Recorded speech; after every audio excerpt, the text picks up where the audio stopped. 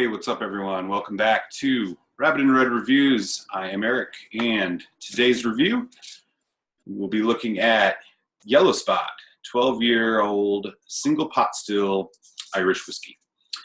So as usual, I will give this a nose, taste, finish review, chat a little bit about the value, give you my final thoughts, give this a score, and leave you with a malt musing. So be sure to check that out at the end of the video. A little bit of backstory on Yellow Spot Irish whiskey. So first and foremost, this is made with both malted and unmalted barley. And there's quite a history behind the reason for that. Back in around 1820, the British had imposed some punitive taxes on malted barley in Ireland. And so as a way for Irish distillers to get around this tax and avoid having to pay for war efforts of the British, they began using a portion of unmalted barley as well in their pot still whiskey. And this was a way for them to avoid paying paying the full tax. And also they came across the realization that it had an incredibly pleasant and unique flavor. So pretty cool history behind that. So Yellow Spot in particular is distilled at the Midleton Distillery in Ireland. And it is, as I mentioned, a 12-year-old 12-year-old Irish whiskey. This has been aged in 3 casks of maturation, ex-bourbon casks, sherry casks, and Spanish Malaga casks. This is a non-chill filtered whiskey and is bottled at 46% alcohol.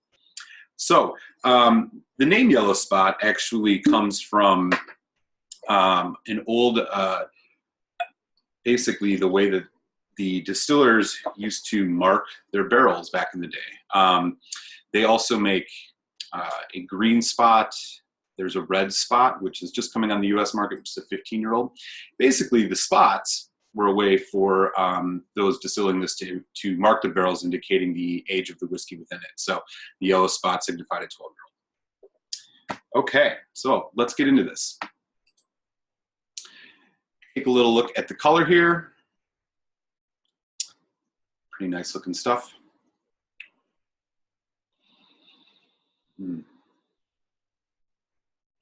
So on the nose right away, it's quite deep, actually. Getting a lot of different things immediately on the nose, and I would say vanilla and nutmeg. I'm definitely picking that up. The vanilla is probably coming off that bourbon cask. There's also that kind of bready note, bready, grainy note you get from unmalted barley. There's also a bit of a floral note as well. I can't quite pinpoint what exactly type of floral note it is, but it's definitely there. And also some juicy kind of fruit notes in the background, kind of a green apple, so a little bit of a tartness. Some melon as well. So really a lot happening here on the nose. Okay. Great. Let's give it a taste. Cheers.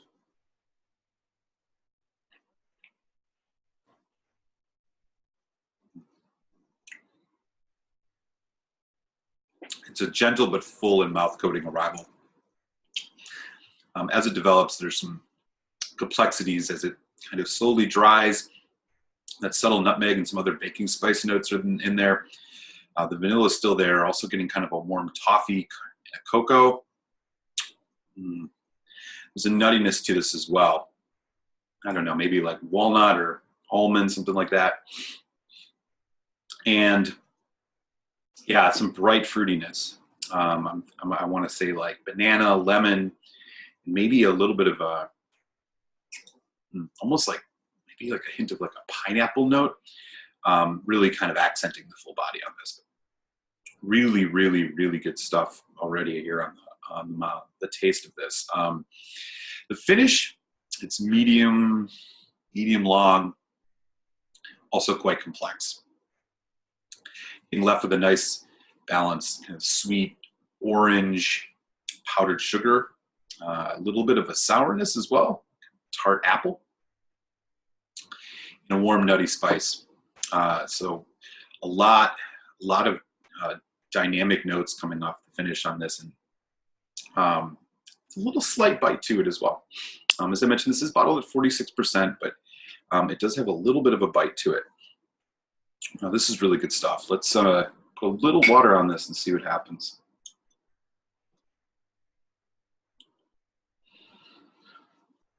Wow. So the nose is just evolving in this glass, and the addition of water has changed it even more.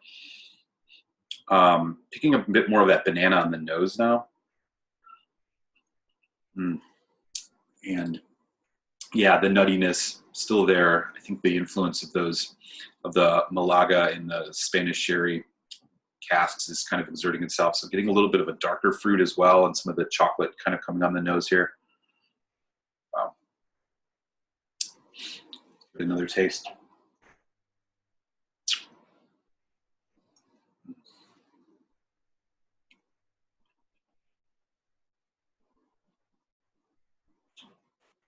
Again, it's gentle, but don't let that fool you. There's a lot happening in this glass. And even on this sip with the addition of water, just more and more things coming out. The fruitiness has gotten a little bit stronger. Kind of the sweet fruit, the dark fruit is also coming in more now with the addition of water on the taste. Kind of chocolate, creme brulee, standing up a bit more here on the taste as well. And the nuttiness has taken a little bit of a step back, but it's still there. I mean, you're getting also some kind of barley notes too. So the barley's starting to come through a bit more here with the addition of water as well. This one really changes with the addition of water. And that's not always the case with every whiskey you try, but as I mentioned, this one just seems to be changing and evolving here in the glass, pretty much by the minute. The finish, not a lot of difference. I think it's a little more drying with the addition of water, but still really good. So I think this is one that you're going to want to try neat, as well as with a little bit of water, and just kind of see what happens. It's quite a journey. So here's just one more look at the bottle of this little spot. Got quite a lot of info on the background of this, including some tasting notes. Really good stuff. Yeah, this one is a keeper. As far as the value goes, it is a bit pricey. So in the U.S. market, this really kind of came on the market, I think, around 2015. It's about $80 to $100 on the U.S. market. So, if you're a seasoned Irish whiskey drinker, I'd say this is something you can buy with confidence. Otherwise, if you're just getting into Irish, maybe start with their entry level of their core range called the Green Spot. Get that around $50, $60. Also a really, really good whiskey. Actually one of my top 5 go back to whiskeys. I have a video on that you can check out as well. Okay, so my final thoughts here. Yeah, this one is a journey in just kind of in subtle complexity.